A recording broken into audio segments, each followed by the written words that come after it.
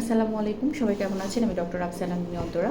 এর আগের একটা ভিডিওতে আমি রোজা সম্পর্কে বলেছি যে কারা রোজা রাখতে পারবেন, কিন্তু আপুদের অনেক কনফিউশনের জন্য আমি আবারও একটু ক্লিয়ার করে দিচ্ছি। সেটা হচ্ছে যে আপনারা যারা প্রথম ৩ মাস যাচ্ছে, আপনাদের প্রথম ২-২.৫ মাস অথবা ৩ মাসের মধ্যে যেসব আপুরা আছেন, সেসব আপুরা একটু রোজা থেকে একটু বিরত থাকবেন। এবং যেসব আপুদের অনেক বেশি ভমিটিং হচ্ছে, অনেক বেশি ভমিটিং হয়, সারাদিন অনেক ২-১ বার ভমিটিং হচ্ছে, সেসব আপুরা রোজা থেকে একটু বিরত থাকতে পারি। এবং যেসব আপুদের প্রসবে ইনফেকশন আছে, যাদের অনেক বেশি পানি খেতে হয় অথবা দেখা যাচ্ছে প্রসবে জ্বালাপোড়া করে, সেই সব আপুরা একটু দেখা যাচ্ছে রোজা থেকে একটু বিরত থাকতে পারেন। পরবর্তীতে আপনি রোজাটা ডেলিভারির পরে উঠাই দিতে পারেন, ঠিক আছে? আর আরেকটা বিষয় যেটা আপনারা জানতে চেয়েছেন, যে আমরা মেডিসিন সম্পর্কে জানতে চেয়েছেন যে রোজার মধ্যে মেডিসিনটা কীভাবে আপনারা নেবেন। সেটা হচ্ছে যে আপনারা যদি সকালের আর আর রাতের মেডিসিনের কথা বলেন, যে আমি সকালের মেডিসিনটাকে সেহরি টাইমে খাওয়ার অ্যাডভাইস করে দিয়ে থাকি, এবং রাতের যে মেডিসিনটা সেটা আমরা অবশ্যই ইফতারির পরে খাওয়ার অ্যাডভাইস করে দিয়ে থাকি।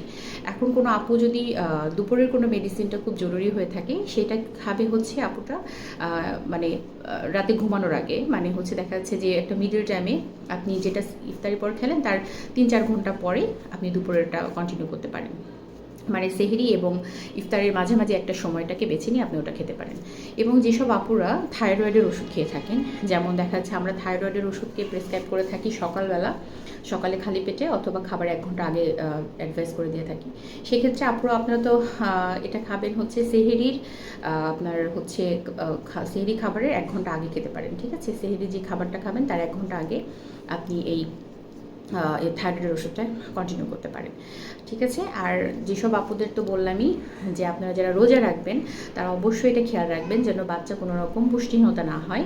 আপনারা সারাদিনে যে খাবারটা ২-৩ ভাগ করে খেতেন, সেটা অবশ্যই ইফতারের পরেও সেভাবেই একটা টাইম মেনটেন করে সময়টাকে ভাগ করে নিয়ে সেই সব খাবারগুলো খাওয়ার ট্রাই করবেন, যাতে করে বাচ্চা কোনো রকম ডিহাইড্রেশন অথবা কোনো পুষ্টিহীনতা এরকম যেন না হয়, ঠিক আছে? সবাই ভালো থাকবেন। মাহে রমজানের অনেক অনেক শুভেচ্ছা সবাইকে। আল্লাহ হাফেজ।